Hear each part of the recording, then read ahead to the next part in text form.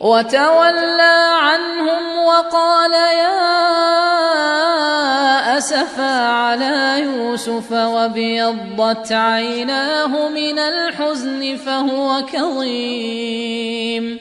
قالوا تالله تفتأ تذكر يوسف حتى تكون حرضا أو تكون من الهالكين. قال إنما أشكو بثي وحزني إلى الله وأعلم من الله ما لا تعلمون.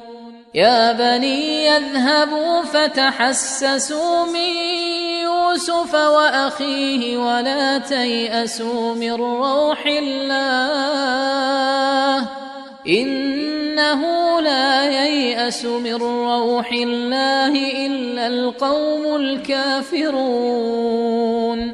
فلما دخلوا عليه قالوا يا أيها العزيز مسنا وأهلنا الضر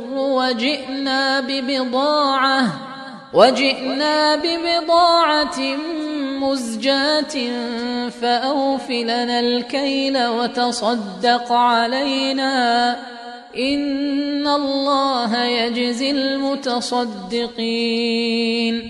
قال هل علمتم ما فعلتم بيوسف وأخيه إذ أنتم جاهلون؟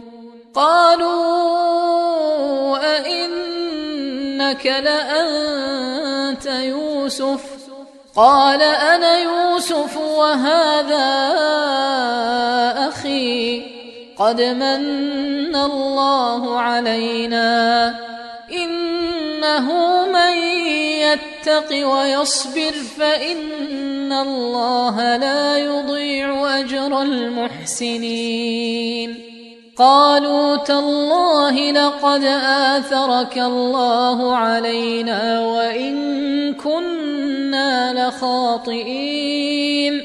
قال لا تثريب عليكم اليوم يغفر الله لكم وهو أرحم الراحمين.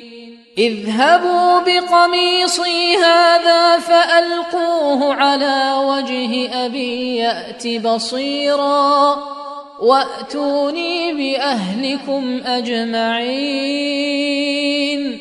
ولما فصلت العير قال أبوهم إني لأجد ريح يوسف لولا أن تفندون. قالوا تالله إنك لفي ضلالك القديم. فلما أن جاء البشير ألقاه على وجهه فارتد بصيرا قال ألم أقل لكم إني أعلم من الله ما لا تعلمون.